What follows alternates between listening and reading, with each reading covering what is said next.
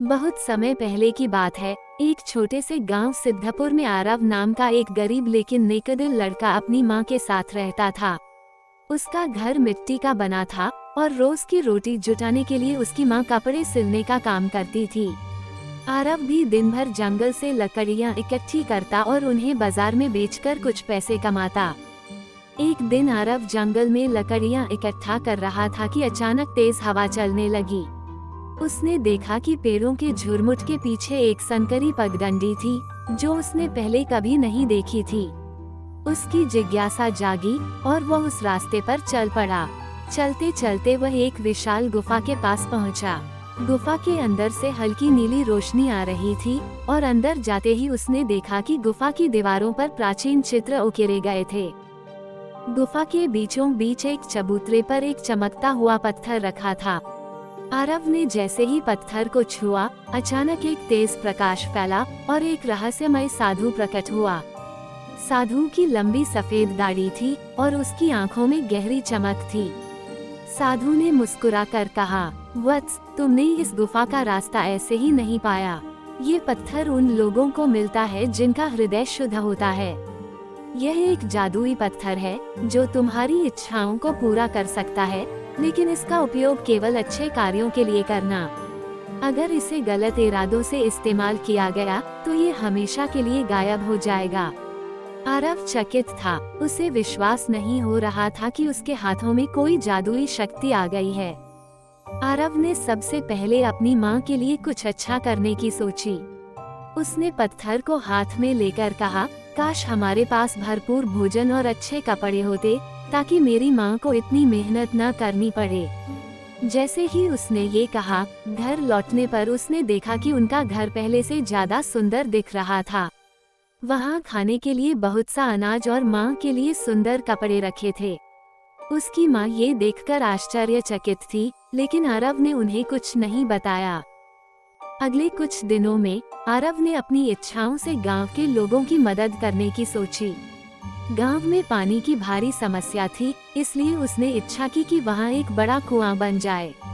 अगले ही दिन गांव के बीचों बीच एक विशाल कुआं प्रकट हो गया, जिससे सबकी प्यास बुझने लगी। गांव के लोग इस चमत्कार से बहुत खुश हुए, लेकिन कोई नहीं जानता था कि यह आरव की वजह से हुआ था। गांव के जमींदार विष्णुदास को जब ये सब पता चला, तो उसे शक हुआ कि आरव के पास कोई रहस्यमयी शक्ति है। उसने अपने नौकरों से आरव पर नजर रखने को कहा।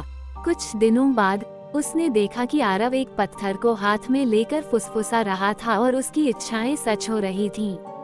लालची जमींदार ने एक रात अपने आदमियों को भेजकर आरव से वह पत्थर छीनने की कोशिश की, लेकिन जैसे ही उसने पत्थर को गलत इरादों से छुआ, पत्थर अचानक अदृश्य हो गया। एक गहरी गूंज गुफा से निकली। इस पत्थर का उपयोग केवल नेकदिल लोग कर सकते हैं। जो लोभी और स्वार्थी हैं, वे इसे कभी नहीं पा सकते। पत्थर के गायब हो जाने के बाद भी आरव दुखी नहीं हुआ। उसने ये समझ लिया कि असली जादू मेहनत, सच्चाई और अच्छे कर्मों में होता है।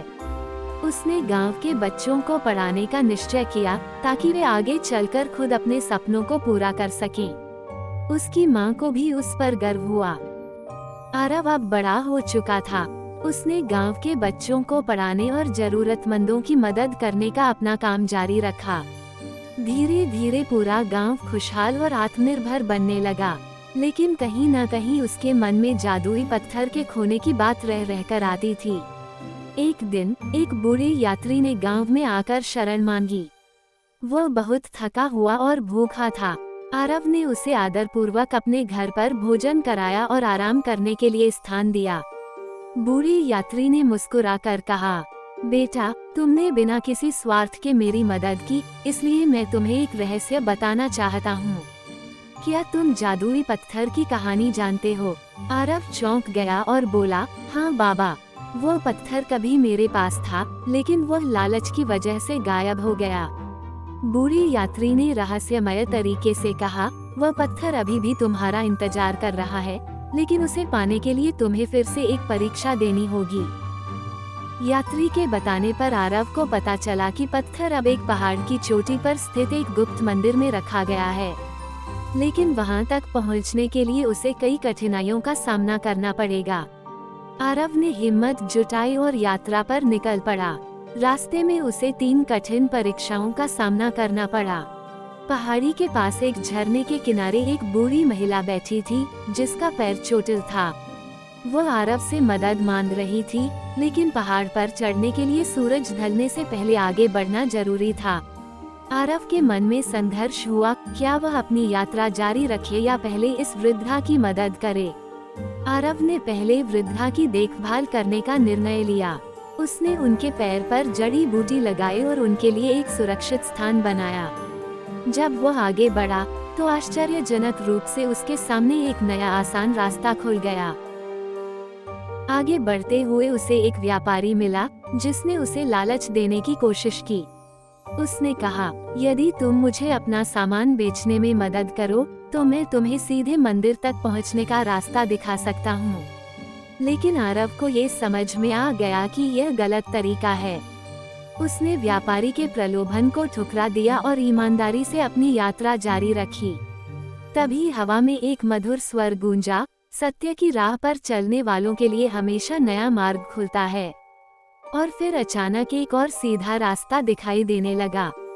मंदिर के द्वार पर एक गरीब बच्चा खड़ा था, जिसे भूख लगी थी।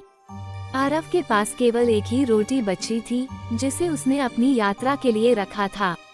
वह सोच में पड़ गया, क्या वह रोटी खुद खा ले या बच्चे को दे दे। कुछ क्षणों बाद उसने वह रोटी बच्चे को दे दी। जैसे ही उसने ये किया, मंदिर के द्वार अपने आप खुल गए और वहां एक सुनहरी रोशनी फैली। जैसे ही आरव ने मंदिर में प्रवेश किया, वहां साधु फिर से प्रकट हुआ और मुस्कुराकर कहा, तुमने 3 परीक्षाएं सफलतापूर्वक पार कर ली, धैर्य, सच्चाई और निस्वार्थता की।